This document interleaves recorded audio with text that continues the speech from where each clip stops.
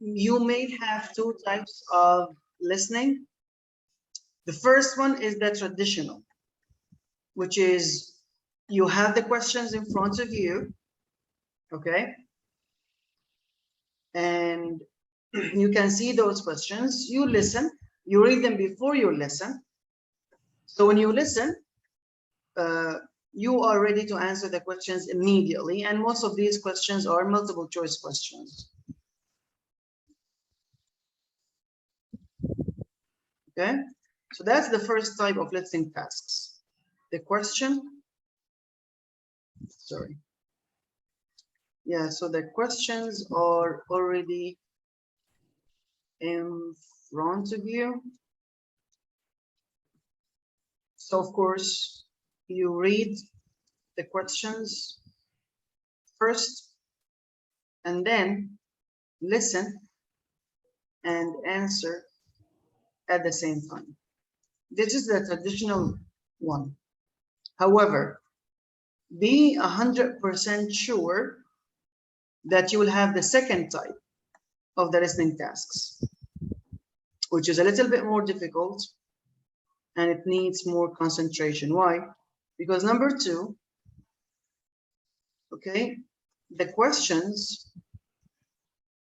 are not there in front of you. Okay, you don't have them. Instead, what do you have? You have some paper to take notes on. Okay, that's it. You don't actually, you cannot see the questions. They don't give you the questions. They just tell you, okay, here is the paper, and now you are going to listen to a lecture. This lecture varies from 5 to 10 minutes, and you cannot see the questions. How can you answer them? Well, here's the thing. You are going to take notes. These notes, of course, in addition to what you remember, will help you answer those questions. So without notes, you will not be able to answer those questions. And you need to keep that in mind, okay? Now, the good part is they don't just give you empty paper. No, it's like this, okay? So here, for example, they tell you, take notes using the headings below while listening to the lecture called pay transparency. And the difficult part is you will hear the lecture one time only. So if you lose anything, if you miss anything while listening, it's gone. And to answer any question, as I said, you have only two things. You have the notes that you are taking now, and you have your own temporary memory that will help you remember some of the information discussed, and maybe that will help you to answer the questions. But your main dependence must be on the notes. Okay, so you will hear the lecture only one time. There is no repetition. Keep that in mind. Try not to miss anything. The second point is, that's good now, which is they divide the lecture into parts. You have to read these parts before you start listening, because this will be, you know, the signals for you to know that what's being said now is about this part. What's going to be said next will be about the next part, and so on. Now, this is something very similar to what we have on the TOEFL, because in the TOEFL, they just give you blank paper, empty. There's nothing on it. And the students will listen to those lectures, and they will make an outline like this. So they create a table, and they divide this table into different columns and different cells to write the specific information. So when the lecture is over, the questions appear. Now you can have the questions. You can see the questions. you will look at your notes to answer these questions. But what's easier for us than the TOEFL, what we have on the proficiency test is that you don't have to do anything. They give you the guideline. They give you everything you need to know, but you have to listen very carefully and you have to take notes. Okay, so of course there are some points you have to know. So let's just continue with the second type here.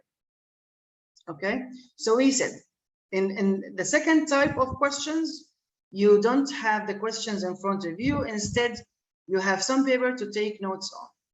So what's going to happen? So you will listen, use the guide to take notes. Okay, and then you will be able to see the questions. You will have the questions and answer them based on what? Based on the notes you already took. Does that make sense now? Is the task clear? Yes. Okay. So again, they give you the guide like this, the one that I showed you on the screen. And they say, now you will listen to a lecture called this. And you will listen, or you will be able to hear it only or listen to it one time only. But they give you the guide. So you know what are the main points discussed in this lecture. So when you hear these words, you know that you have to move from one part to another. And you can also predict, when you read this, you will be able to predict what the discussion is about, what the specific points are. And this is the rest of the guide, the same thing. And you will not be able to see the questions now. You just have this guide. They will play the audio. You will have, of course, your pen, and you're going to start taking notes. When you take notes and the lecture is over, it's over. You're not going to be able to listen to it again. So now what you do, they will give you after that the questions like this. So here we have 10 questions. And then you will look at the notes you took to answer these questions.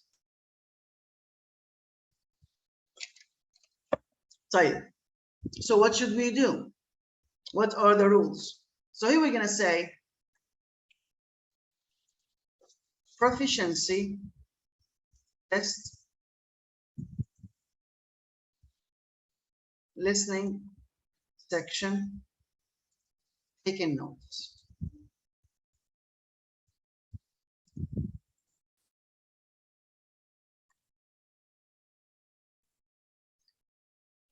Tip number one. So we're going to say here tips and strategies.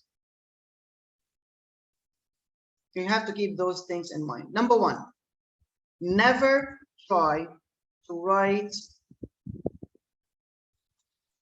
everything down. You will not be able to do that. Never. Because it doesn't matter how fast you are, you cannot write in the same speed as the speech of somebody. So never try to do that. Instead, what do? You focus on the main points. That's number one. So never try to write everything down. You will not be able to do that. Just focus on the main points. Number two, never try to write. So now you're going to focus on the main points. Okay, that's good. But never try, number two now, never try to write in full sentences. You don't have to.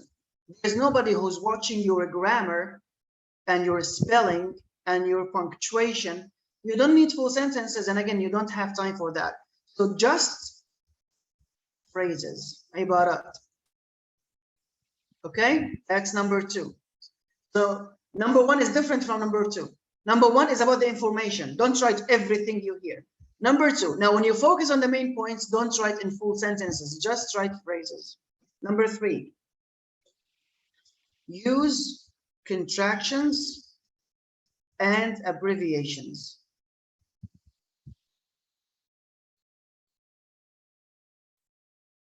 Which means اختصارات.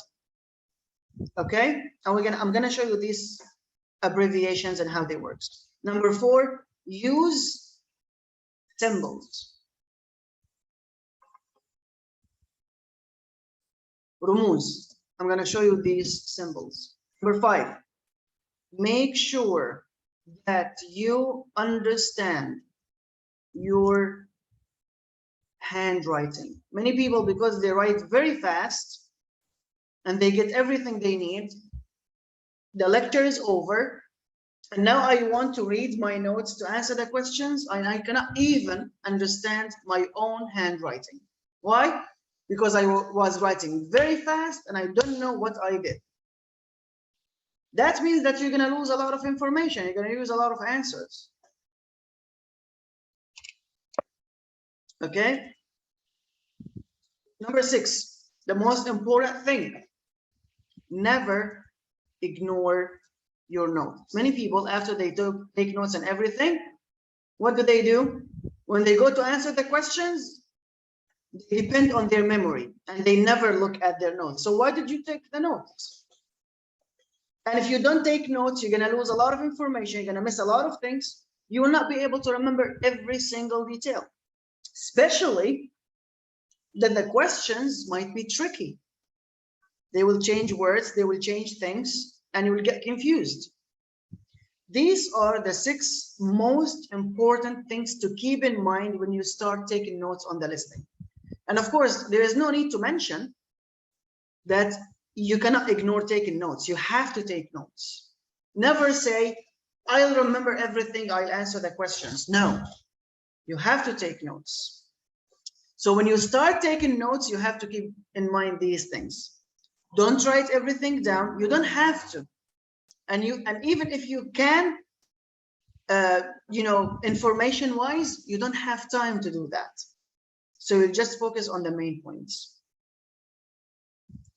Number 2, nobody is asking you to write, in a formal way. So don't write in full sentences. Just use the phrases, keywords. And that's why I always focus with you guys on keywords. That's it. Number 3, even when you write the words, don't try to write, if you can, don't try to write the words fully. You can write abbreviations. And I'm going to show you some examples. And symbols. And then number 5 and 6, make sure that you understand your notes and don't ignore them. Don't just spend 10 minutes taking notes and then you say what? You know what? I'm not going to look at the notes. I can answer the questions myself. Don't do that. Never. But what are these contractions and what are these symbols and what are these abbreviations? As I said, since this is something very similar to what we have on the TOEFL, we can make use of the notes mentioned there. So look, these are the abbreviations and symbols as you can see here. And I can even send you some lectures from the TOEFL because they are almost at the same level so that you can practice listening, taking notes, listening, taking notes. Because I can give you the tips, I can give you the strategies, I can now, of course, discuss the questions you answered, but I will not be able to be there with you during the test. So you have to practice a lot, practice every day and make notes. Maybe at the beginning, you're going to be slow. Maybe at the beginning, you're going to miss a lot of information. But with more practice, more and more practice, you will be able, inshallah, to answer all the questions correctly and get a high score. So abbreviations, as we know, and symbols, we use them to reduce the time and the amount of things we write. Because again, we don't have enough time to write everything down. And then we cannot write everything because if you write everything, you're going to get confused. You just need the main points. So what do? One way we can make abbreviations is, just a second, because I need to use the pen now.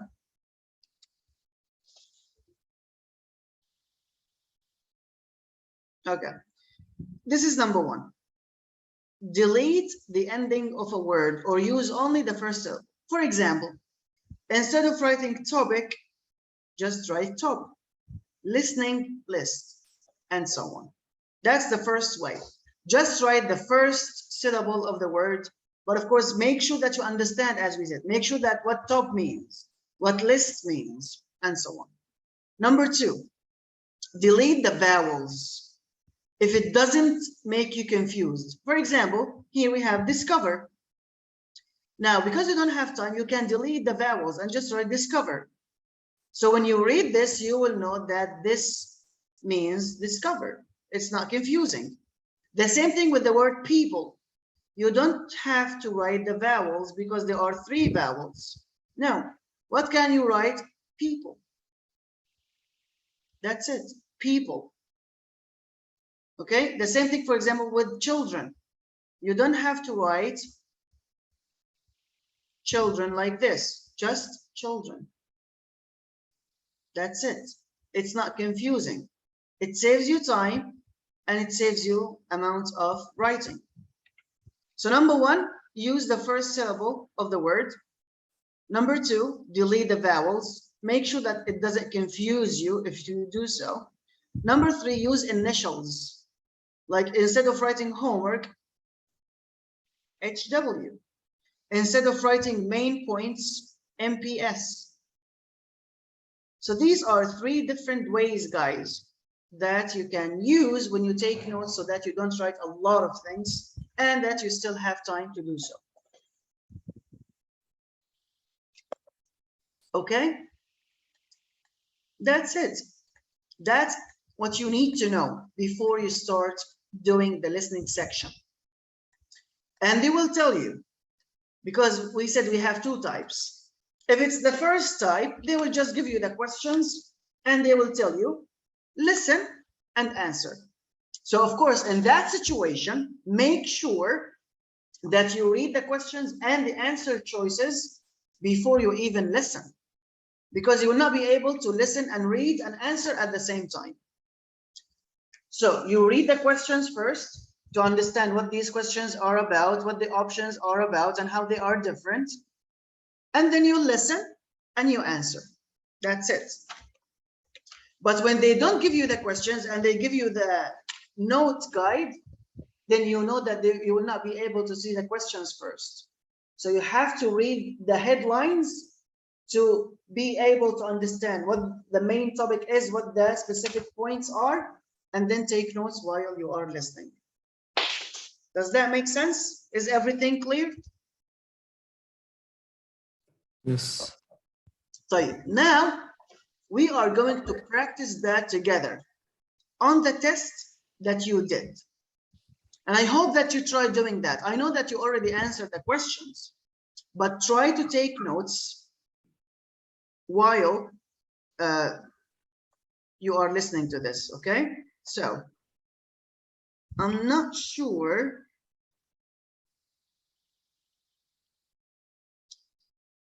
if we can do this. So let me try this. Okay, all right, no worries. So now share, I have this one. And just tell me if you can listen or not, okay? Please tell me.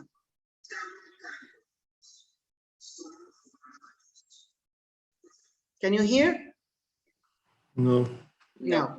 Okay, so we're gonna try again.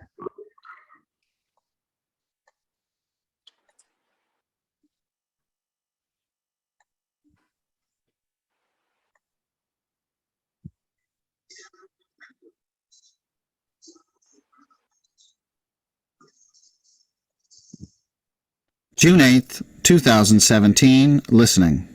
How about now? Yes, we can hear. Now you can listen?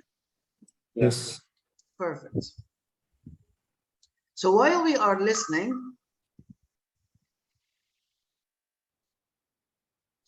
we are going to take notes. And to do that, I'm going to try something else. Maybe we can do it here. Or let me do it here.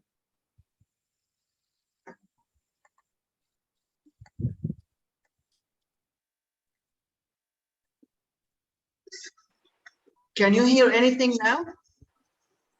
No. No. Can you hear the lecture? No. No, you can't. Okay. So that means you will not be able to see the notes or the guide. So I'm going to send you the guide on the group. Please open it up. Okay. Download it if you can.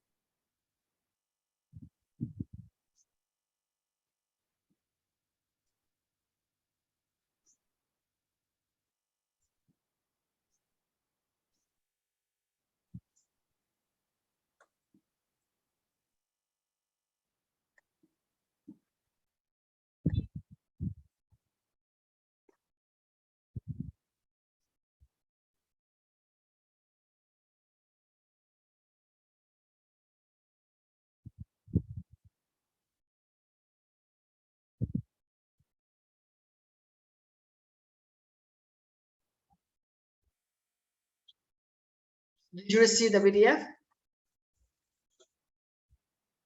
Please check the group. Yes, it came. Download it. And before we start listening, read what the topic is about and what the headlines are.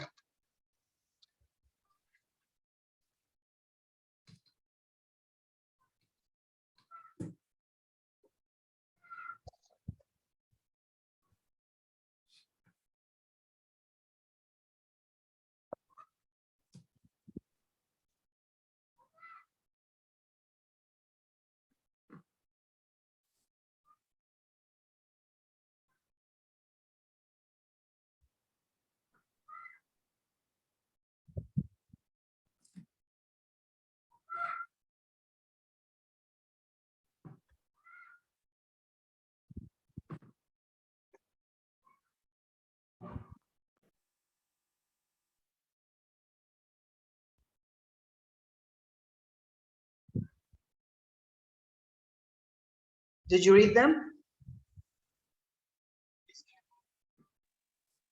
Yes.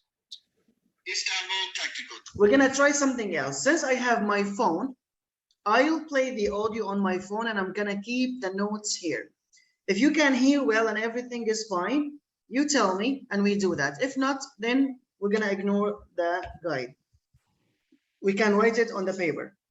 So now just listen and tell me if everything is okay, all right? Technical University, School of Foreign Languages. Proficiency exam, session 2, June 2017. Listening. How is it? Good enough. Hmm? Good enough. Good enough. Okay. Of course, it's not the same as when we listen, but you have already the audio. And if you want, you can listen to it at the same time with me. It's just I want to show you how to take notes.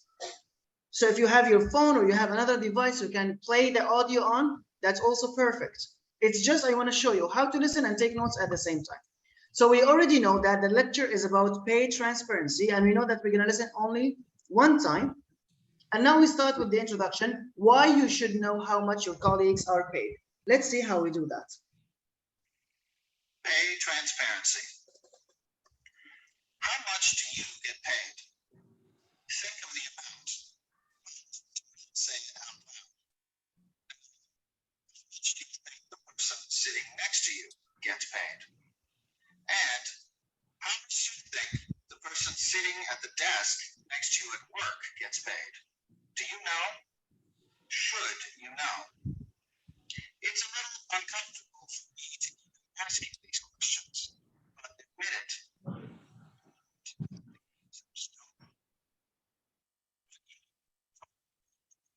Salary with your colleagues. Because people say that if everybody knew when everybody got paid, then there'd be arguments and fights, and some people would even quit their jobs.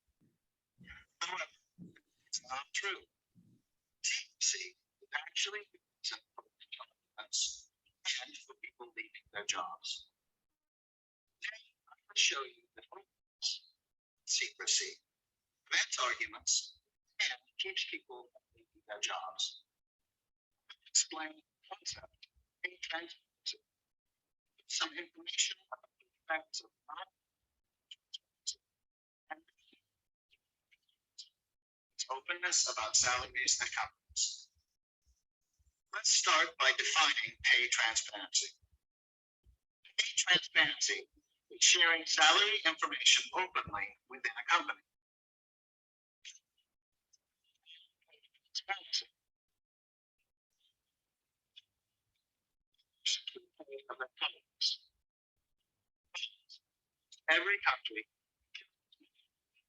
to discuss their pay openly, but in practice, very few companies have pay transparency.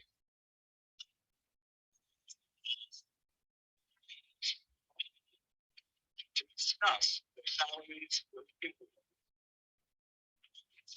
Only a few companies are transparent.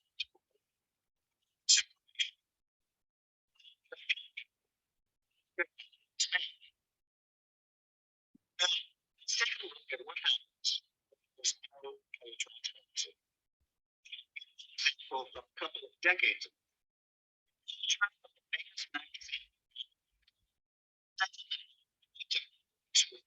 So now I'm going to stop because now, you know, when I move, my writing will go.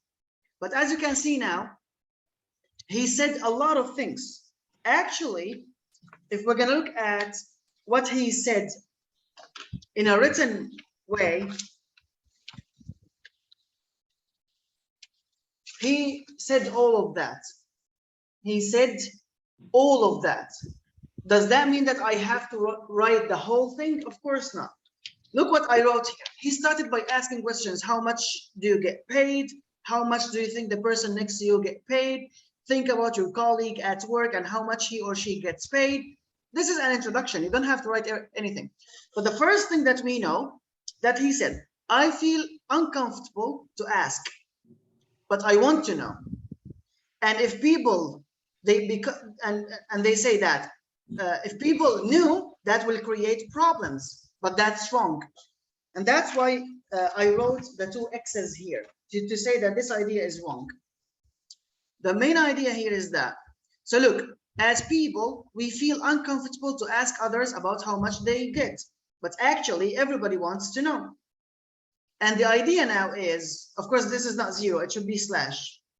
But they say that if people knew, there will be problems and arguments and fightings, but this idea is wrong. What is correct? They said it's not transparency, it's secrecy. Actually, the secrecy is the main reason for arguments and fightings and even people quitting their jobs. Okay? That's the idea. So here they are telling you why you should know, because if you are transparent, people will know everybody what everybody's getting and they will be satisfied. Secrecy is the opposite. People, they don't know how much everybody is getting, but if they know, there will be problems and there will be fightings, because of course some people will feel it's not fair. And then when he said, I'm going to define, so I know I have to move to the second part. Immediately I moved. What is the definition of pay transparency? It's sharing salary, and look, I don't have to write the whole word information. It's a very long word. So just info openly. And he said, when there is no transparency, again, I don't have to write the word transparency, the whole word, just trans. Okay? So when there is no transparency, people don't know. And according to the law, people can. They have the right to discuss their salaries, but in companies, nobody is doing that. So even though he read this whole paragraph, I just took maximum, you can say 3-4 lines of notes. But I took the most important points. And how do I know that? Of course, it's common sense, it's logic, you know what's important and it's not. If you think that you need more, of course, you need practice. So that's why I'll send you materials, I send you lectures to listen and to take notes. And by practicing and practicing, you will get better at knowing what's important and to be written, and what's not important and to be ignored. But now if I ask you guys, if I had those notes in front of me and the lecture is over, do you think that these 4 or 5 lines I wrote down will help me to summarize the whole thing he said so far? Do I have all the important information to answer my questions or not? Yes, you do. Exactly.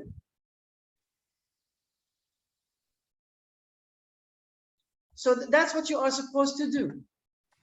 And then we continue in the same way. So now we're going to move to when there is no paid transparency. And why did I stop here? Again, he's giving me words to tell me in an indirect way, like go there, move to the next part.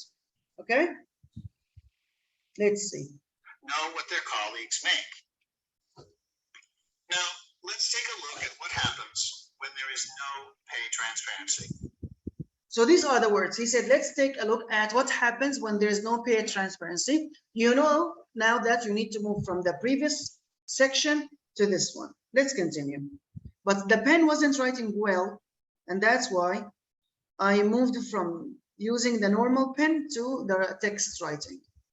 The pen is much easier, of course, and faster, but because I have a problem in the pen, it doesn't write all the things I'm writing, so I'm forced now to use text. Okay, let's continue. A couple of decades ago, the management of the famous magazine Vanity Fair sent a memo to its employees with the title, "Discussion of salary among employees is forbidden." Using the word forbidden caused a reaction. It caused a very strong reaction. Some well-known things, such as decided to stand transparent.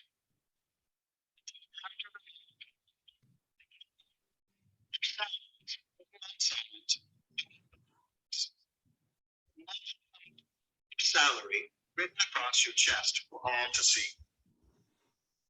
Now, you may be wondering why the management of Vanity Fair did not discuss their salaries.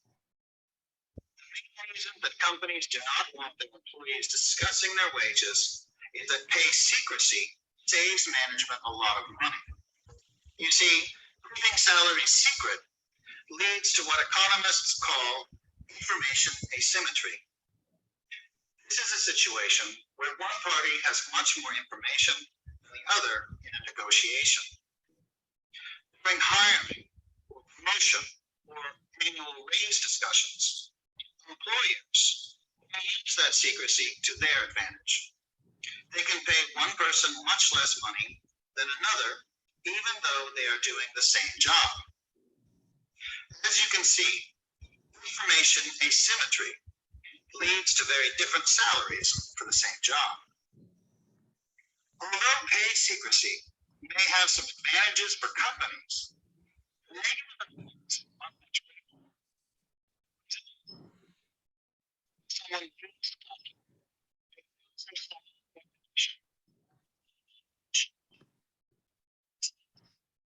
shouting at each other.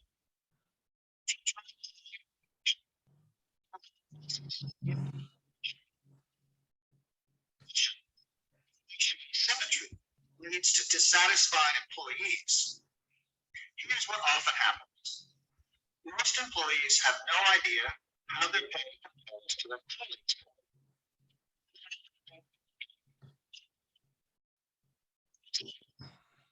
2015 survey of 70,000 employees, 2/3 of people who were paid at the market rate said that they felt they were underpaid.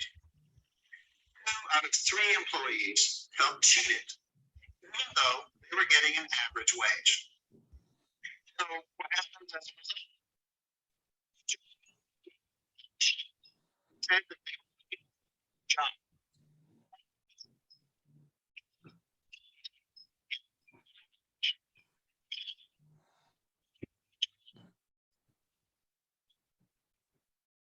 One final negative effect of secrecy: discrimination. Gender wage 23%. In other words, a man is making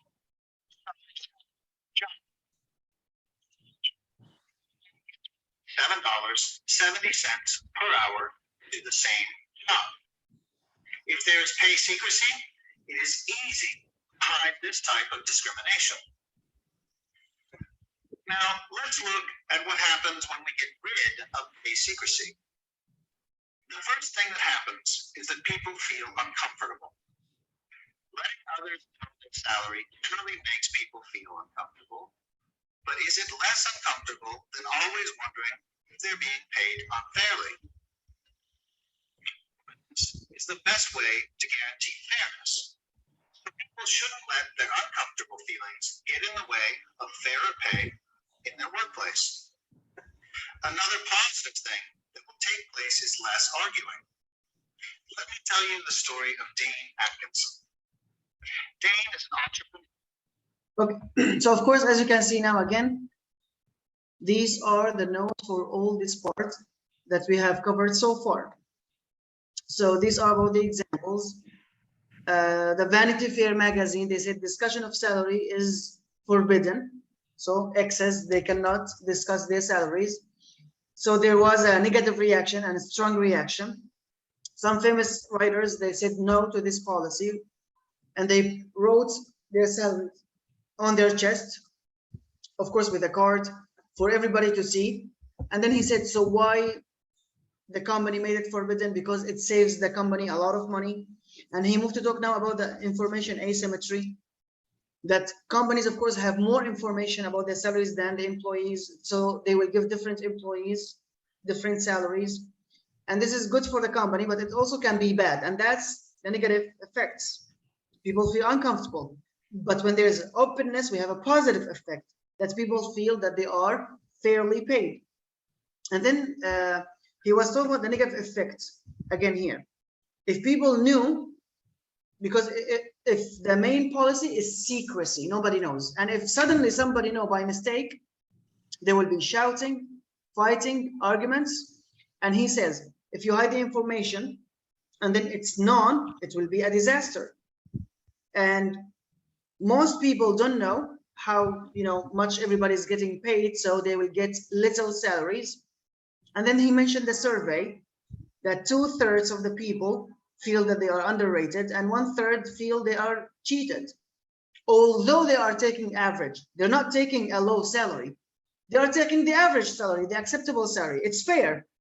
Although it's fair, but because there was secrecy and they didn't tell them how much everybody is getting paid, and they knew, they felt cheated and underpaid, and they started to look for a better job, although they are actually getting a good salary, a fair salary, an average salary.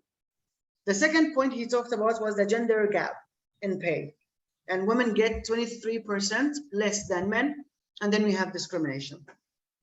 The negative points, as we said, uncomfortable. The opposite, the positive points, openness. It leads, of course, to satisfaction. And look, here I'm using 2 hyphens instead of an arrow. Like if I'm using my pen, I wouldn't use these symbols. I would use arrows. Like if it's known, what is the result? Disaster. Companies have more information. What is the result? Different salaries. So that's what I mean here. Because when they said the discussion of the salary was forbidden, what did that lead to? It led to a reaction that's negative and strong. Okay? And when companies give different salaries for different people, that is good for the company. So when I'm using these 2, it means an arrow. An arrow means result, outcome. Are you enjoying this? Or you are bored with this? Tell me the truth, don't lie. It's not boring, but also it's not interesting for me. Okay, but are you learning something for the test? Of course. Okay, now the best thing if you are enjoying and learning. Sometimes it's not enjoyable, but it's helpful. We are going to do that anyway. Now let's continue. We don't have a lot actually. We finished most of the lecture. Let's just listen to the rest of the lecture. Dane is an entrepreneur. who has started many companies. He continued to pay secrecy. In the past, he would pay two equally qualified people dramatically different salaries. His employees' salary used to depend on how well they could negotiate. Dane saw that this resulted in lots of arguments. So when he started his newest company, which is named Sum All, he committed to salary transparency from the beginning. The results have been amazing. Dane Sum All has incredibly high employee satisfaction. Many studies have shown that when people know how they're being paid and how their pay compares to their colleagues' pay, plus, employees are more likely to work hard to improve their performance and less likely to quit. Doesn't every employer want employees who want you less, hard to improve themselves, and stay at their company longer? One final note about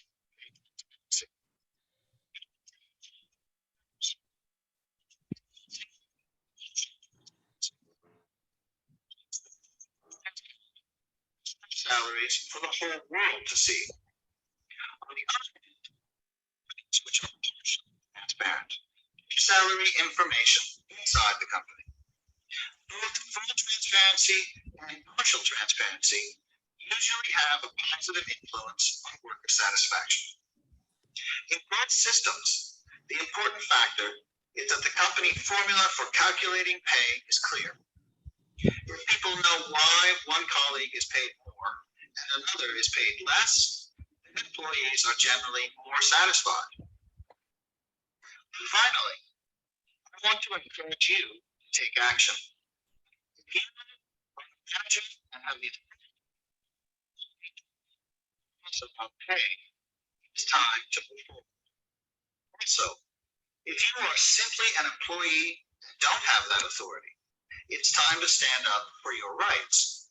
If both managers and employees take steps forward, we will have more satisfactory workplaces. How much do you get paid?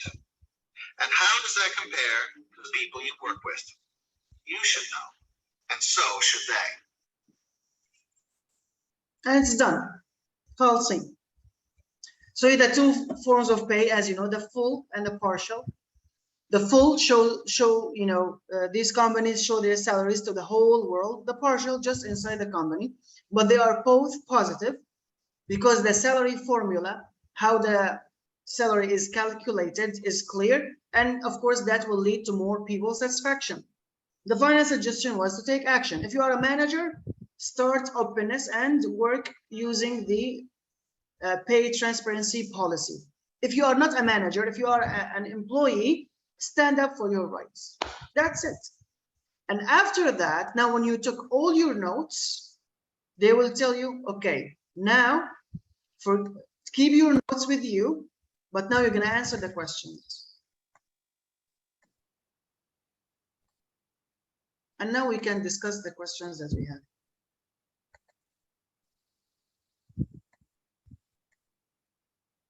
So make sure that you learn that, okay? It's not like it's possible to happen or it's not possible. No, it is gonna happen. You will be asked to listen and take notes. They will not give you the questions. So if you don't take notes, when the questions come, you have nothing to base your answers on. So never risk it. Make sure that you always take notes, and they will give you this guide. So you will use this guide in order to take your notes on. Just a second.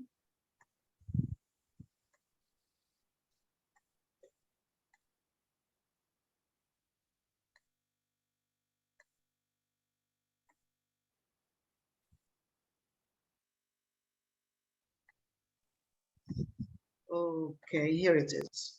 Yalla ya Jama. Now we took our notes and everything is ready. Now we just need to answer these questions.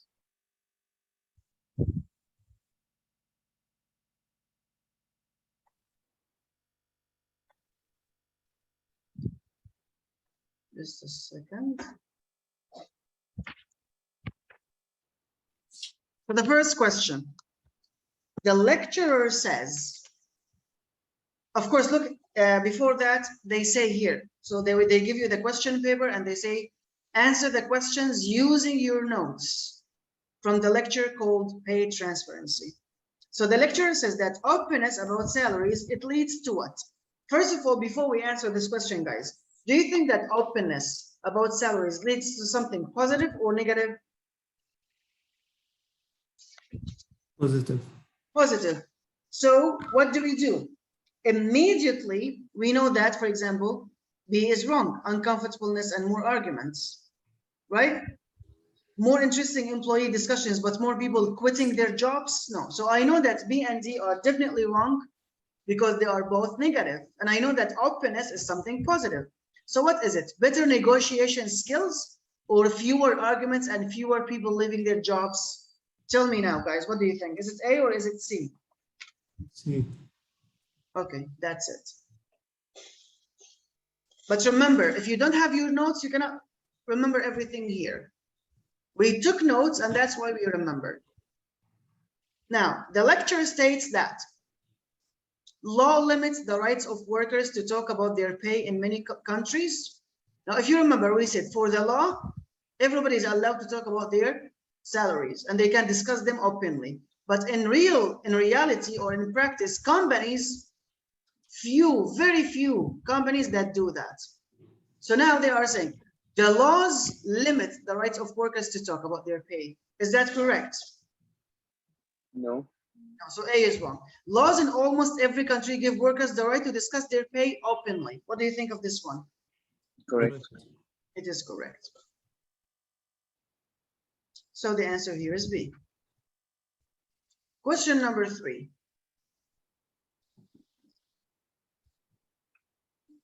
What did Dorothy Parker and Robert Sherwood? Now, look, we didn't write their names, but again, from our notes, we remember that these are the 5 famous writers who refused secrecy.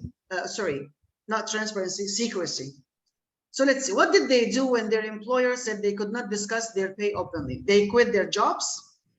They asked for a wage increase. They sent an email to colleagues and learned their salaries, or they wrote their salaries on signs that everyone could see. What is the answer? C. D.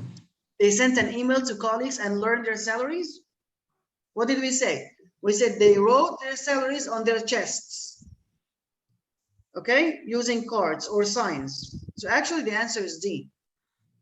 Teacher, in the last test, I chose D, but it was written the right Me answer too. C. That means D, don't worry. Now, question number 4. What happens when an employer, this time the boss, not the employee, has information asymmetry? We said in information asymmetry, it means that companies have more information, of course, about the salaries and about everybody, how much he or she is getting paid, than the employee. So what happens? Employees get paid different amounts for the same job. Does that work? Or only a few employees get yearly raises? Employees learn to negotiate effectively. Employees all get low wages. What is the right answer? A. Yes, it is A. And we wrote that down when we said information asymmetry. Companies have more information, giving different salaries. So you are making people do the same job, but you are giving them different salaries. And of course, that's not fair. So the answer is A. I know that we can't see the notes now in front of us, but since we wrote the notes and we discussed them, we still remember everything as if we have them in front of us. But if you don't take notes at all, you will not remember anything. So make sure that, of course, you have to take notes. According to the lecturer, which of the following is not, focus on the not here, a result of pay secrecy? So many things happen because of pay secrecy, but which one is not because of secrecy? Is it arguments, longer working hours, dissatisfaction, and discrimination? What do you think? What is the thing that is not because of secrecy? Longer working. A. Look, if we know how many people are getting paid by accident, will we have arguments? Of course we will have arguments. So this is one of the reasons. When there is pay secrecy and then people find out, will there be dissatisfaction? Yes, there will be dissatisfaction. Do you have discrimination? تحيز? Yes, we do. So the answer is B. Long working hours is not because of pay secrecy, because we're talking about salaries, not working hours. So B is the right answer. Exam, the right answer was A also. هلا المهم انت اخترت هذا الجواب. I You chose. know what I mean? Yes. It's just important that you chose this one. Which of the following statistics is correct? Remember, we wrote the percentages. So 1/3 of employees surveyed felt they did not get a fair wage. 1/2 of employees surveyed felt they didn't get a fair wage. And then we had 23% difference between male and female salaries, 33% difference between male and female salaries. Now we know for sure that there is no 1/2. That's what you should look when you have your notes. You are sure that there's nothing called 1/2 or 33. So it's either A, 1/3 of the people surveyed felt they didn't get a fair wage, and then the 23% of gap between men and women. So which one is the correct answer? Is it A or C? C? Yes, it is C. And we said 23%. A, the right answer is 2/3. And remember, we wrote that as well. 2/3. But 1/3 started to look for different jobs. So 2/3, they said, I'm not getting a fair wage. Why? Because there's secrecy. But then 1/2 of them, which is 1/3, they started to look for better jobs. So the best answer here is C. It's about the pay gap, which is 23% between men and women. And then 8, or sorry, 7. What is more uncomfortable than having others know how much money you make? So of course, it's not comfortable for us when people know how much money we get. But what is more uncomfortable? Always wondering, always asking if you are paid fairly, always wondering if you will get a pay increase, knowing that a colleague makes more money than you, or knowing that a colleague makes less money than you. What do you think? What is more annoying, more uncomfortable than when other people know how much you are getting? Tell me. A? Good. Now here's the thing. C and D, look, you already know if your friend makes more money or less money. And we said, if the policy is clear, everybody will be satisfied. If everybody knows how much everybody gets paid, even if you are getting more or less, you will be satisfied because there's openness and there's transparency. طبعا transparency معناها شفافية. تمام? So it's not C or D. They can be tricky. You might think it's C because your friend is making more money than you, but no. The key word is knowing. You already know that. So you will not be uncomfortable when because the policy is clear. طيب, B, always wondering if you will get more money or not? No, it is A. When there is secrecy, you don't know if you are actually paid fairly or not. You always think, am I getting, paid fairly? Are my colleagues getting more than me? Am I getting more than my colleagues? You're always asking yourself these questions. Why? Because there's secrecy. And that's the thing that's more uncomfortable than when people know how much you get. So the answer is A. C and D, as I said, in these two situations, you already know the policy.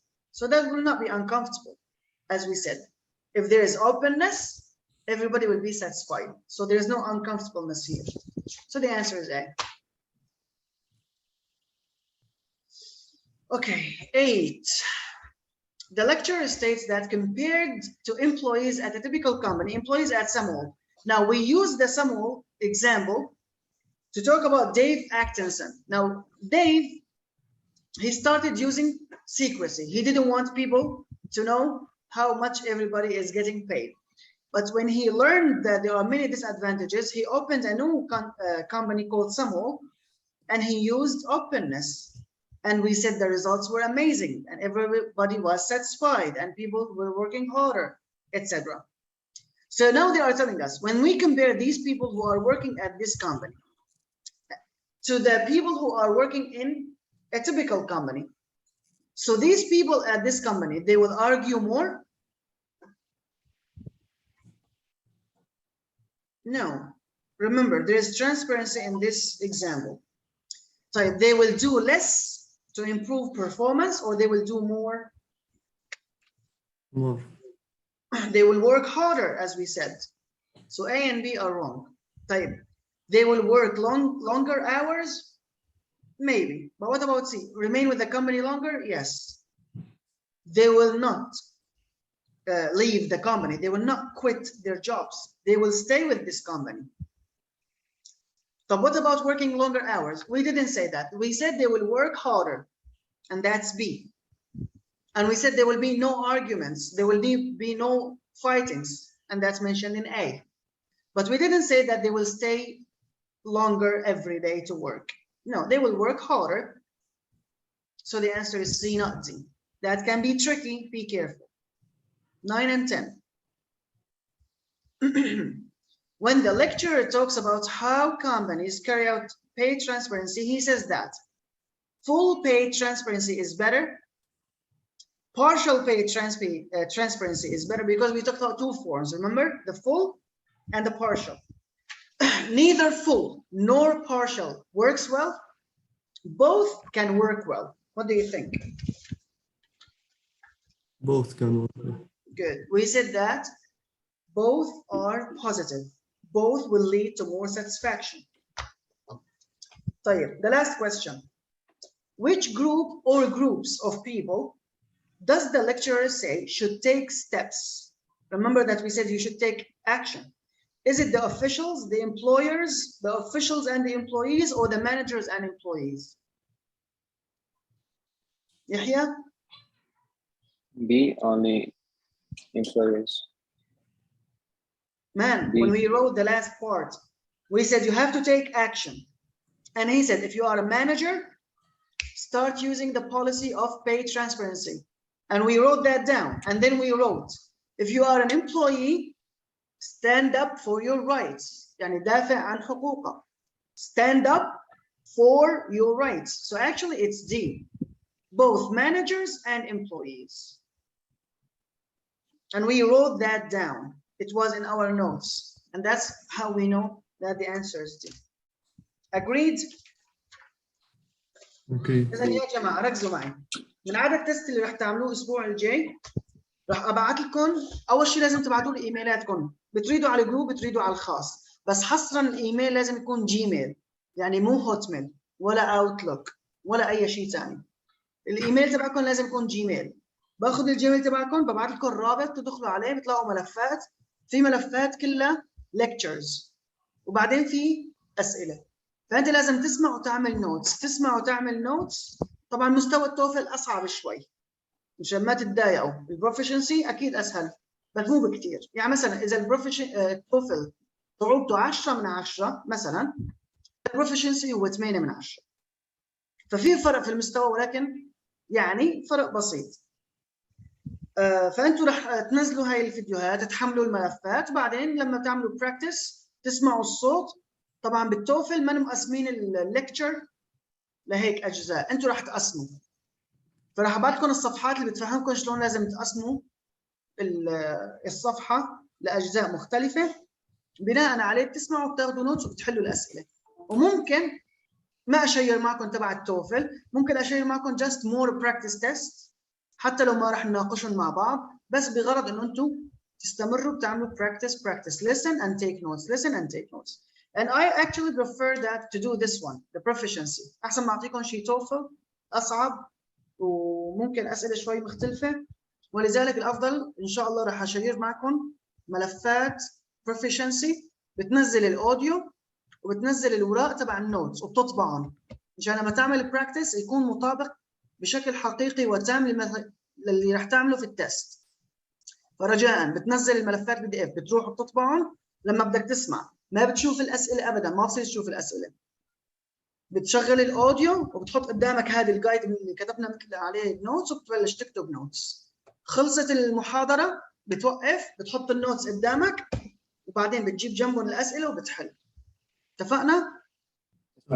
طيب رح ناخذ هلا بريك شغله 10 دقائق ربع ساعه وبنرجع عشان ننتقل لقسم الرايتنج ان شاء الله. بس في سؤال. يس جو اهيد. لو كتبت النوتس بالعربي بيصير ولا الافضل انجليزي؟ What is it? لو كتبت النوتس بالعربي بيصير ولا بالانجليزي افضل؟ It's much better if you write in English. تمام. Arabic will help, but of course English is much better. Because now what you are doing, you are listening, understanding, translating and writing. المخ شو بده يتحمل يا يحيى. So write in English better. Okay? See you after the break inshallah guys. See you.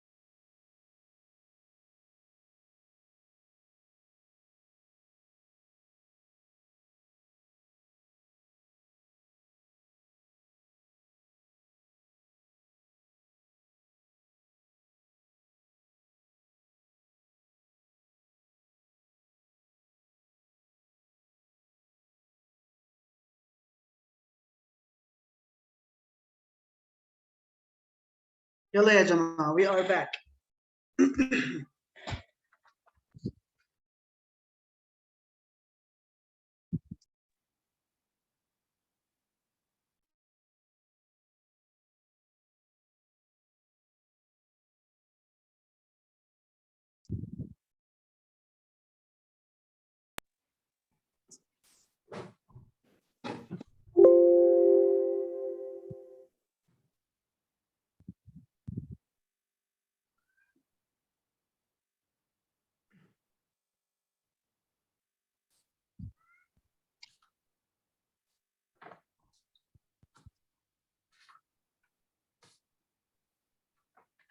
طيب يا جماعة, for the writing section, again, here you are gonna write an essay just like any other English test, TOEFL, IELTS, and so on.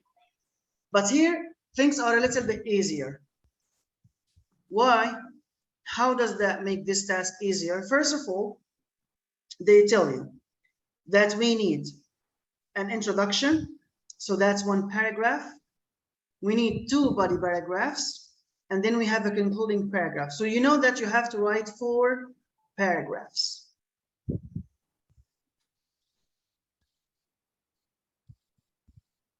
That's one thing. The other thing, of course, is the word number. Minimum 250, maximum 350. That's another thing. So these 2 things make, they make it easier for us. The third thing that makes it easy is that we have 3 options to choose one from. Okay, so they said, write an essay on one of the topics below. So not all of them, only one. And that when you are given options, it's better for you to choose the topic that you can write the best thing on. So that's number 3. Number 4 that makes it easy, they give us main ideas that we can focus on and write about. We don't have to mention them all because they said you may use. You can. Is it necessary to write about every single point mentioned here? No. But they are helping you actually to know what ideas you can write about. And of course, that again will make it easier. So these are 4 things that make our work easier. The number of words, it's acceptable, 250 as minimum. The number of paragraphs, you know that you have to write 4 paragraphs. And then they give you 3 different topics and you choose one from them. And the last point, they give you ideas to write about. Okay? That makes our works much easier. Sorry, what else? Now, of course, we need to talk about writing an essay. ركزوا معي يا جماعة. The first thing that we have to know here is that never start writing immediately. That's the biggest mistake you can make. First of all, read the 3 topics very carefully and ask yourself, which topic can I write about in the best way? And then choose. If you like the topic and you can write about it in the best way possible, that's perfect. But don't just choose a topic you like. Why? Because you might like the topic, but you can't write about it very well. So if you like it and can write about it, that's the best thing possible. But if I have only one of them, like I have one topic that I like, but I cannot write well on, and I have another topic that I can write on, but I don't like it. You choose the one that you can write about well. That's the preference, of course. So spend enough time. Give yourself 2, 3, 4, even 5 minutes. Look at the 3 options you have. See which ones you like and which ones you can write about, and then choose the best one that you like and you can write about. Okay, that's the first thing. So you chose your topic. Do you start writing immediately? No, you can't do that. Don't do it. Because here we have many steps. So now we're going to talk about these steps. Steps for writing an essay.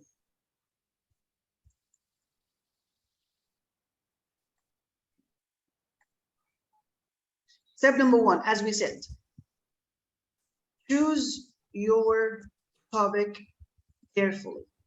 Take your time. Don't be in a hurry. I have to decide now in 1 minute. No. Take your time. Choose your topic very, very carefully. Look at the 3, compare, and then choose. The second thing, make sure that you understand what the topic is about. Okay? Which means, yeah, you know that you are going to talk about, for example, the advantages and disadvantages of technology, but what am I supposed to discuss? Many people, they just read the topic, okay, and they write. And then they discover that, yes, they wrote about the topic, but they didn't actually answer what the question wants us to do. So make sure that you understand the topic is about and what you are supposed to discuss in your essay. How do I do that? Do you remember how we answer any questions? By reading, highlighting the keywords, and then answering. You do the same thing. Highlight the keywords in the question itself and ask yourself, what am I supposed to discuss here? Okay? Right. So now, you looked at the 3 topics, you chose the one that you can write about and you like. You read the question carefully and you highlighted the keywords to know what you are supposed to discuss in your essay. What's next? Start writing? No. Choose some of the ideas. I'm going to say here, if mentioned. Maybe you will have the same thing mentioned. Ideas, maybe not. If mentioned, you try to think, okay, which ideas I'm going to choose from these. If it's not mentioned, you have to brainstorm ideas. That's the option that you have. How do I brainstorm ideas? Here, you just give yourself 2, 3, 4, 5 minutes.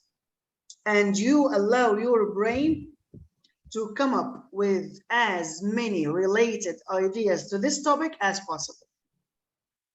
Here, you are not writing full sentences. You are not worried about the spelling, the punctuation. You're not worried about anything. You are just generating ideas. That's it. So you can use a mind map. Mind map. I'm going to show you what a mind map is. It's just a circle in the middle. You write the title of the topic you want to write about, and then you draw arrows connected to this circle, and you write any idea that can come to your mind. Is it the best idea? It doesn't matter. Is it a really related idea? It doesn't matter. Just give yourself 3 minutes to generate as many ideas as possible. Number 4, organize your ideas. Now you look at the ideas, which one is good, which one is better, which one is the best. Maybe some ideas can be put as details of another idea. Maybe ideas you don't need, you delete them. So that in step number 3, you are just creating ideas. That's it. Number 4, you organize them. You see what you're going to use, what you're not going to use, what you are going to use as main details, what you're going to use as examples, and so on. Number 5, create an outline.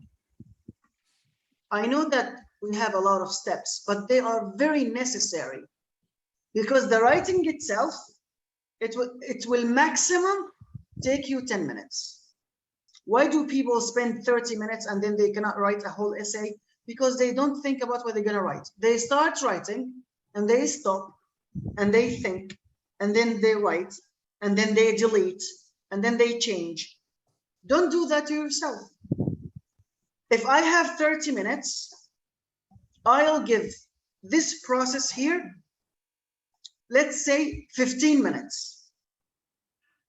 And then I will write in 10 minutes That's 25. And then I'll leave the last 5 minutes to check my writing, to check my vocabulary, to check my grammar, to edit my essay. Now, number 6, write your essay.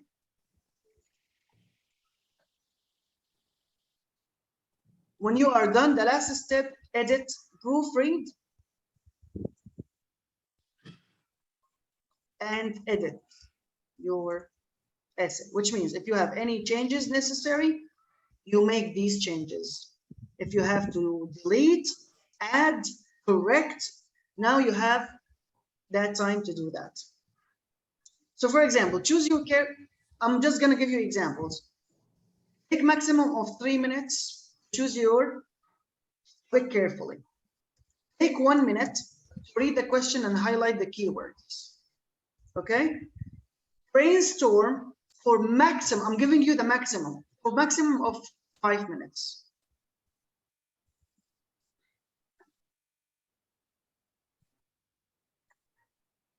Organize your ideas in 2 minutes. Create your outline in 3 minutes. Now, if you look at all of them, 3, 4, 9, 11, 14, as I said, but this is the maximum. Of course, don't take more than that. Okay? That's the maximum. So we can say 14, 15 minutes to plan yourself. But now what's happening in these 15 minutes? Everything is ready.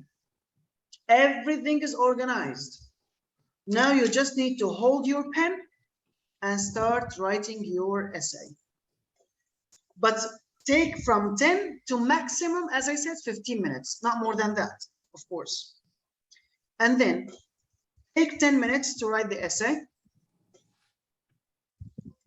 And then, of course, you can take 11, you can take 12, it's up to you. And if you take, for example, 12 minutes to write the essay, then you still have 3 minutes to check your essay. But this is like the ideal organization. Of course, sometimes you need more time, less time, it depends. But these are the steps that you have to follow. Okay? Let's see how we do that. So as we said, after you choose the topic and read the question and highlight the keywords, you start with a mind map.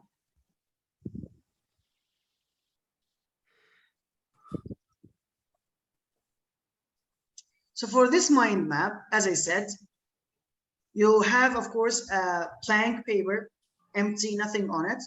You draw a circle. And for example, let's see here. What are the effects of allowing children to use internet without, okay, so you're gonna say here, internet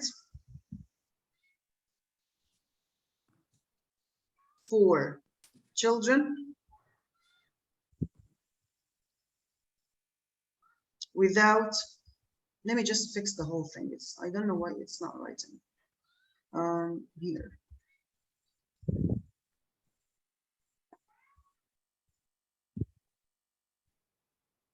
Sorry.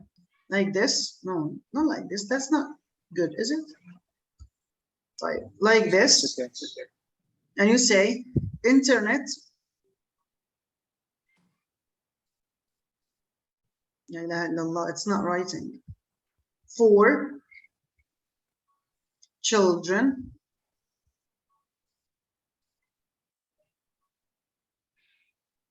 without, this means without adults or adult control.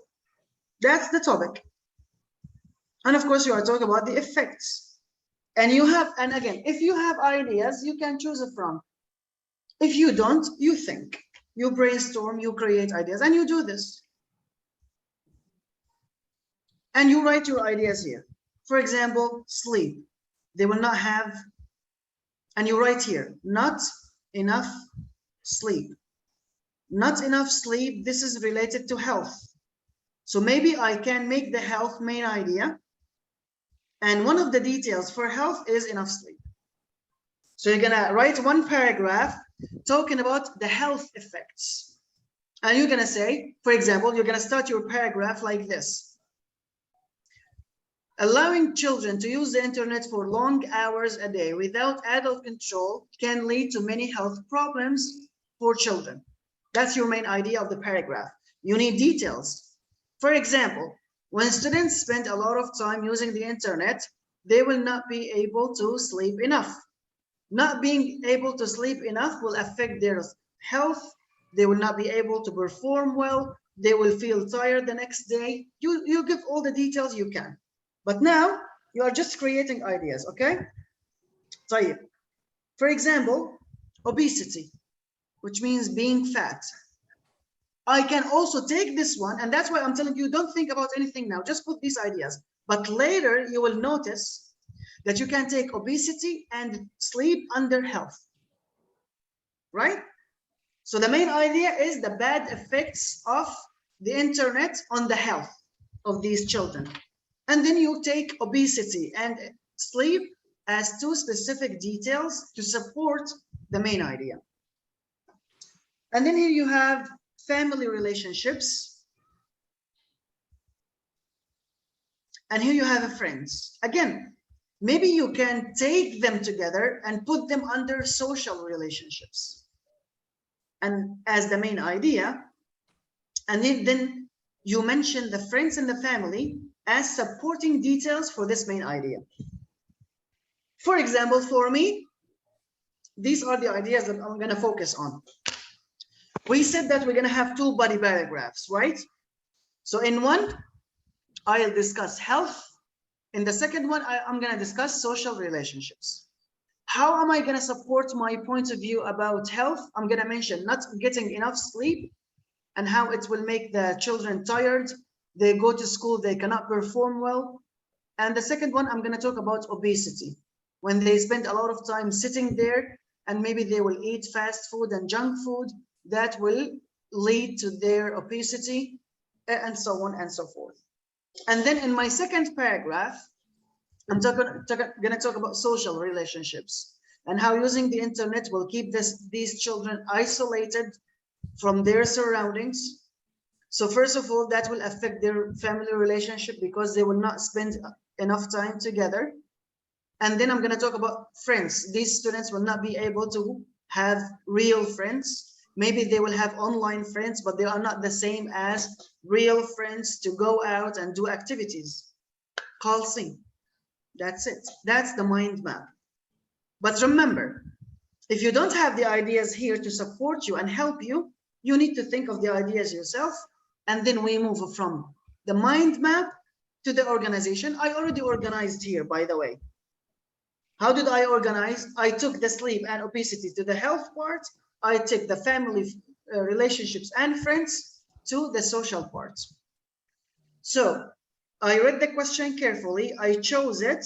I created my mind map and I organized my ideas. Look, I did all of that in 5 minutes. I did the first 4 steps. But I was giving you maximum time for everything you want so that you can be on the safe side. We decided, what do we do after we organize the ideas? Let me show you again to remember. Look, no, not here. Yeah, this one. So what we have done so far, we chose the topic, for example. We highlighted the keywords in the question, and we know that we are talking about the effects of allowing children not to use the internet without adult control. We use the ideas that they gave us. If we didn't have ideas, we would create our own ideas. We organized our ideas. I know what I'm going to discuss in general and what I'm going to support my main ideas with. Now we create the outline. How do we create the outline? ركزوا معي يا جماعة. This is very important. And that's the last step before you start writing. So you write here, essay outline. Okay? So, number one, or here's the thing. You start with the Roman letters, I, which means number 1. And you will not write the introduction at all. You will just write the main idea, which is called thesis statement. The thesis statement is the main idea of the whole essay. So it means, as a reader, when I read this sentence, I will be able to understand what the whole thing is about. Where do we write the thesis statement? In the introduction. Where in the introduction? It should be the last sentence of the introduction. And now, since we are talking about the outline, let me also at the same time tell you about the structure. Look, we know that the essay parts are three. We have the introduction, and then we have the body that contains 2 paragraphs. Of course, it can be 1, it can be 2, it can be 3, but for the proficiency, it's 2. And then we have the final paragraph, which is conclusion, the final part. The introduction, ya jama'a, is divided into 3 parts, and it's like this. It's like a flipped triangle, the introduction, okay, like this.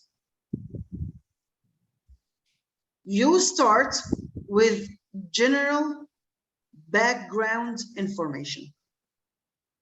For example, you're going to talk about allowing children to use internet without adult control. You don't immediately start with that. You can start talking about technology. Everybody can see the advances of technology and how it affects our everyday lives. You start with a general sentence. The second sentence must be transition. ربط، انتقال. ليش؟ لأنه أنت ما فيك تبلش very general وبعدين فجأة تبلش لي بفكرتك اللي رح تناقشها. ففكرتك اللي رح تناقشها اللي اسمها thesis statement، اتفقنا لازم تكون آخر جملة. هي هي المين idea of the whole essay.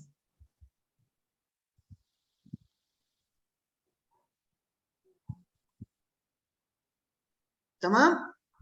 فأنت بين الجنرال انفورميشن وبين المين ايديا لازم يكون في ترانزيشن. طب شلون هي الترانزيشن؟ الترانزيشن دائما إذا جملة تقسمها نصين. الجزء الأول منها بيكون متعلق لسه بالجنرال، وبالثاني بتقرب شوي للسبيسيفيك اللي أنت رح تناقشه.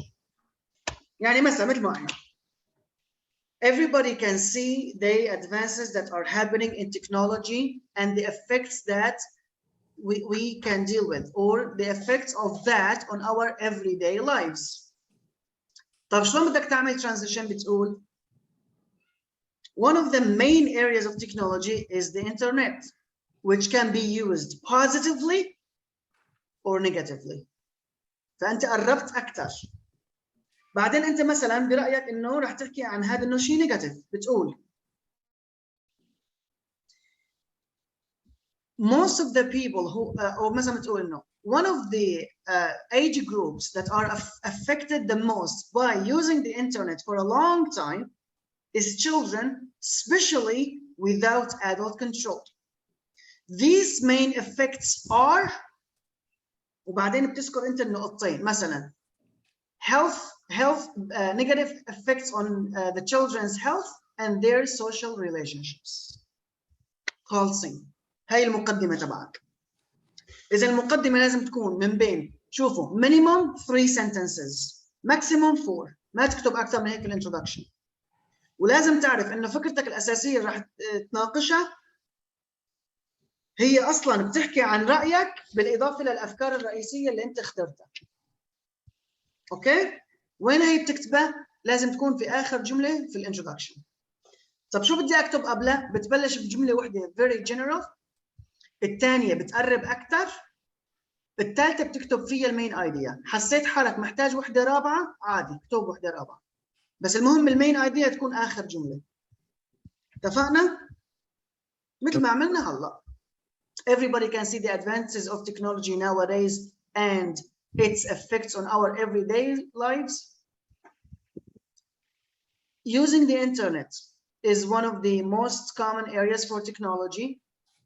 And for example, the internet can, just like anything, can be used positively or negatively. بعدين أنا حسيت حالي محتاج جملة ذاتها مشان أقرب أكثر من ناحية children.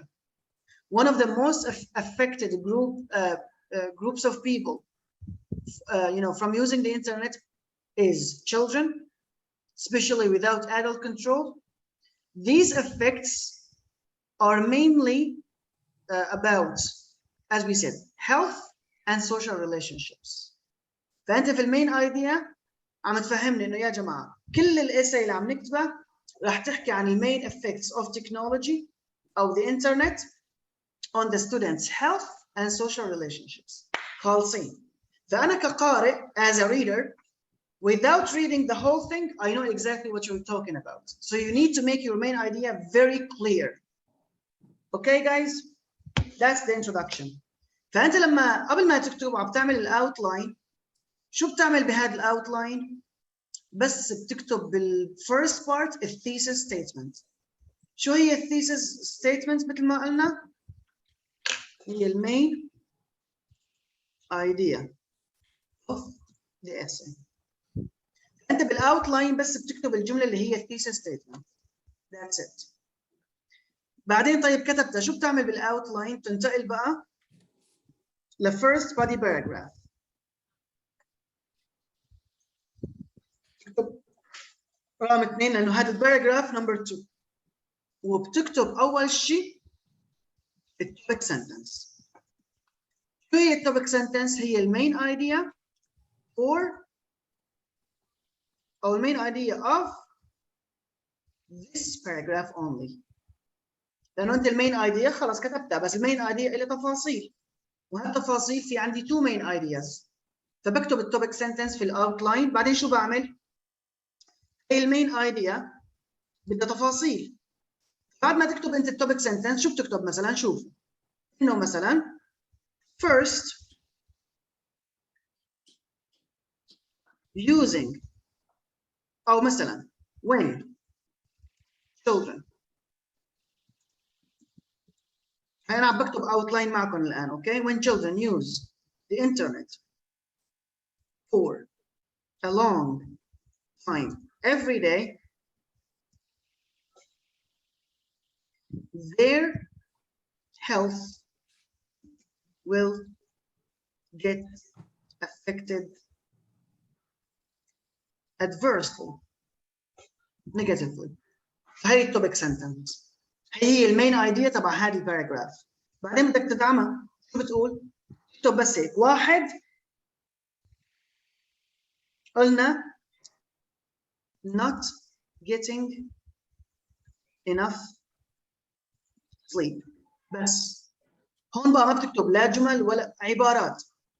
اول تفصيل بدك تعمل فيه سبورت للمين ايديا of this paragraph هو sleep. عندك امثله بتحطهم على شكل A و B. بالاي والبي بتكتب امثله، كمان الامثله ما لازم تكتب جمل كامله، عبارات.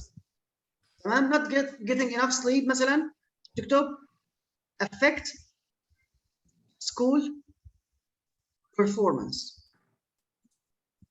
تمام؟ لما ما بتنام منيح بروح على المدرسه ما بيعرف يشتغل صح، لا عقله مركز ولا جسمه مركز. في مثال ثاني بتكتبه، ما في مثال ثاني خلص ما في داعي. لا يكلف الله نفسا الا وسعها. تمام؟ طب affecting school performance ممكن بقى انت تذكر هون grades. getting lower grades. هي صار مثالين لهم علاقه بالنot getting enough sleep. not enough sleep رح ياثر على اداء الطالب في المدرسه، وبعدين رح ياثر على علاماته. خلصت الفكره الاولى. الفكره الثانيه قلنا الاوبيسيتي، وبتكتب مثلا فقط هون بالاوبيسيتي. ممكن تذكر لوحده بكفي على فكره. بدك تعطي مثال ترجع، اذا بدك تعطي مثال بتحط A وبتكتب.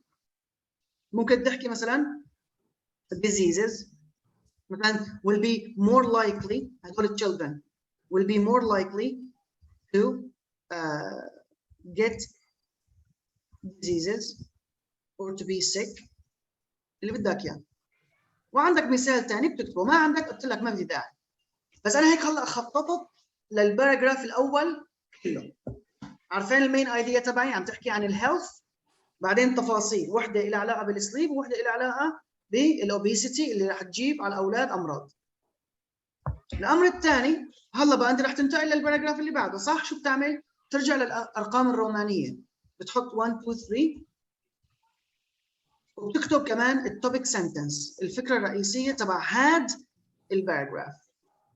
تكتب الجمله، ترجع بعدين تكتب 1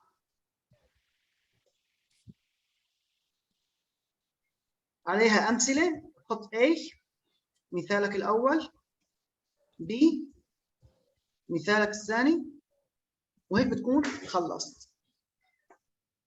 في داعي تكتب conclusion بالاوتلاين، والله اذا كتبت افضل، ما كتبت على راحتك. بس اذا رح تكتب بالكونكلوجن شو بتكتب؟ رح ترجع تعيد الثيسيس ستيتمنت بس بطريقه مختلفه. بس انا برايي ما في داعي تكتب conclusion. تمام؟ بس هيك. انا خططت للمقطع الاول اللي هو الانترودكشن، وبعدين التو بودي باراجرافز الثاني والثالث. الكونكلوجن ما بدي اوتلاين، ليش؟ لانه هلا رح نحكي عنها بالستركتشر. بس قبل ما تكتب يا جماعه لازم تعمل هذا الاوتلاين، تعرف حالك شو المين ايديا تبعك، شو التوبيك sentences للتو body paragraphs، وشو هن الديتيلز that will support each main idea. طيب ممتاز. شو بعدين؟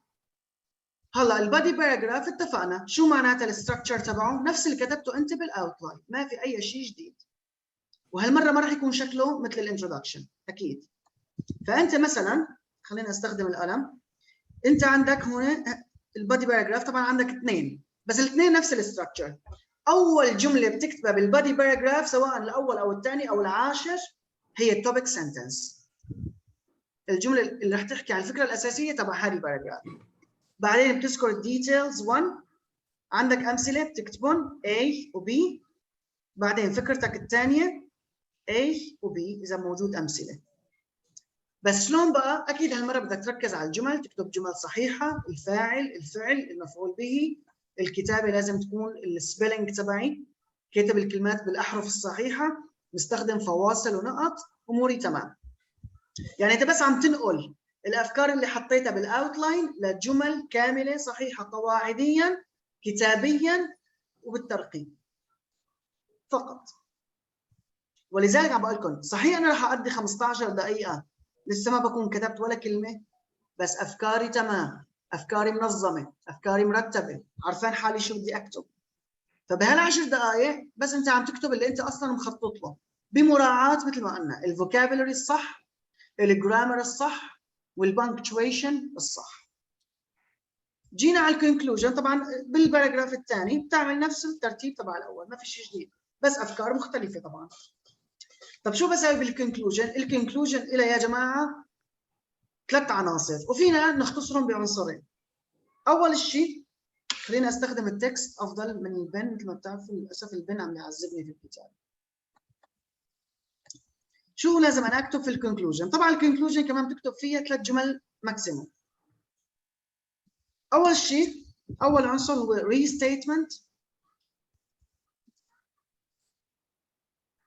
of the thesis statement، بما معناه انت مو كتبت الثيسيس ستيتمنت اللي هي المين ايديا اوف ذا هول باسج، كتبتها في اخر جمله في الانترودكشن ترجع تكتبها هي، بس مو بنفس الكلمات ولا بنفس الطريقه، بتغير، بس المعنى لازم يكون نفسه، الفكره لازم تكون نفسها بس مكتوبه بطريقه مختلفه.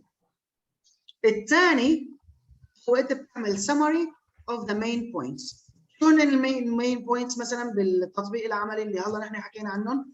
مثلا انه so we discussed the negative points that can come from the internet on the children's health and social relationships. ترجع بتذكر النقطتين الرئيسيات اللي انت يعني شوف انت عم تختصر لي الانترودكشن في جمله عن طريق اعاده المين ايديا، وعم تختصر لي 2 paragraphs بجمله عن طريق ذكر المين بوينتس. اخر جمله your final touch. هاي الفاينل تاتش بتحكي فيها عن your own opinion، بتحكي لي فيها عن your own point of view، تكتب اللي بدك اياه جمله واحده. فيك تقول although that there are negative effects of the internet, we can make it useful by focusing on the positive part, or we can make it positive by making sure that there are adults who are controlling the children's use of the internet and limiting the time. يعني بتحط your own touch. بس هاي هي الاساي كلها. اذا introduction كمان إلى 3 اقسام. general خليني اكتب لكم اياهم كمان كتابه مشان تكون ثواني. ليش هيك بنمسح كل شيء؟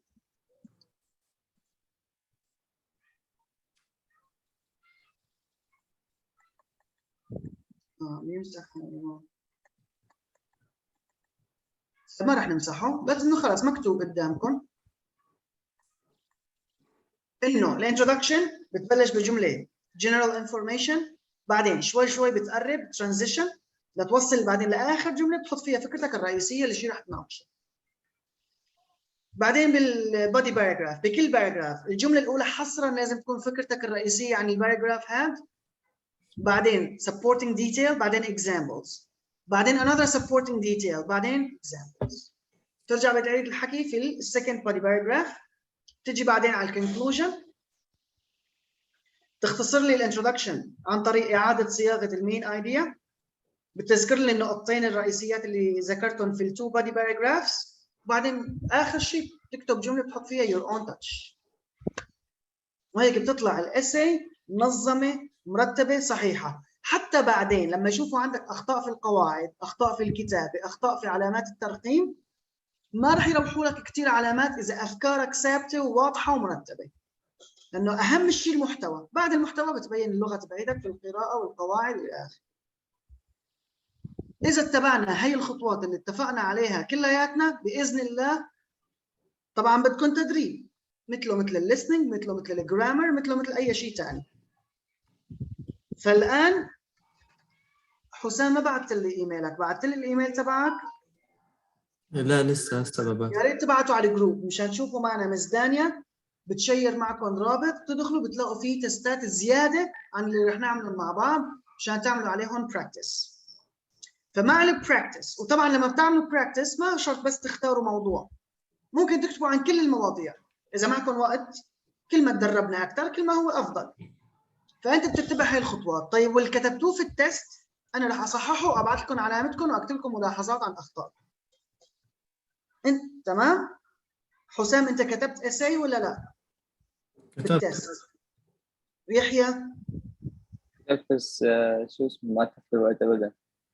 طيب على كل حال انا بفضل ما عدا اللي بتكتبوه على النت تنسخوه وتحطوا لي بملف وورد وبتبعتوا لي الملف الوورد اما على الجروب او على الخاص. انا باخذ وقتي يوم يومين 3 بصححهم وببعث لكم فيدباك عليهم. اتفقنا؟ بس انا اليوم تعلمنا كثير عن التيكن نوتس بالليسننج يا جماعه، وهاو تو رايت ان اساي بالرايتنج. انا هذا الملف كل شيء كتبناه سيفته الان كبي دي اف وراح ابعث لكم اياه على الجروب عشان تتذكروا الخطوات والاستراتيجيات والملاحظات اللي لازم انتم تكونوا واعيين لها لما عم تعملوا التست. بيبقى للرايتنج اخذ وقتي اصحح لكم الاساي وابعث لكم ان شاء الله يعني الملاحظات مع العلامات. اتفقنا يا شباب؟ كل اللي عليكم تعملوه انه تدخلوا على الرابط ان شاء الله رح نبعث لكم اياه، بس تبعت لنا الايميل يا حسام، وبعدين ان شاء الله بتنزل الملفات تطبعها بتحل. طبعا الملفات اللي رح تعملوها براكتس زياده ما رح نناقشها، ولكن في عندكم انسر كي تتاكدوا من اجوبتكم شو الصح وشو الخطا. والتست اللي رح نعمله مع بعض اكيد السبت والاحد بنناقشهم ان شاء الله. رح نضل مع بعض لا قبل امتحانكم بيوم. انتم امتحاناتكم 26 27، نحن رح نضل معكم ل 24 و25 مشان ان شاء الله نساعدكم قدر الامكان. بس رجاء محتاجين طبعا مثل ما متفقين من البدايه انه بدنا براكتس، بدنا نتعلم من اخطائنا، بدنا نكتب ملاحظاتنا لحتى نتحسن ونجيب سكورات عاليه. اوكي؟ طيب that's it for today. Make sure that you also train on speaking. لأنه بالsessions you are not speaking a lot because there will be speaking tests. So keep that also in mind. يلا take care, study well, take notes and practice. طب بعد إذنك سؤال بس. في عندك امتحانات لجامعة اسكودار قديمة؟ ما هو من ضمن الامتحانات في امتحان لجامعة اسكودار مزود بانسر كي، فيك تعمله وبعد ما تخلص تفتح الانسر كي وتشيك على علاماتها. تمام. شكرا أستاذ. يلا حبيبنا. Take care guys. See you next week إن شاء الله. Goodbye.